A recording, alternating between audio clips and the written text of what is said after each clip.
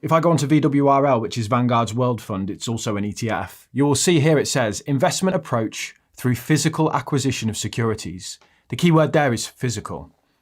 Physical in this context means that the fund actually buys shares in the company on the list. So if there are 3,665 companies in the index, every time you buy it, your money is spread across that amount of businesses. You own tiny little bits of each of those businesses.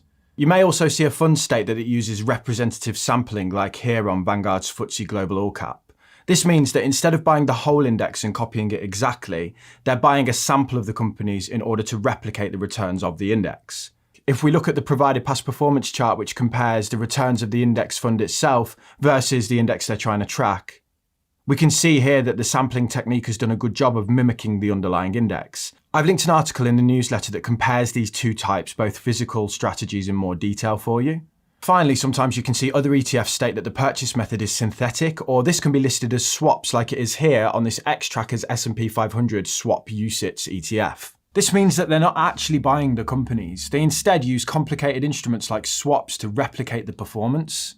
These sorts of ETFs have become popular because the fees tend to be even lower,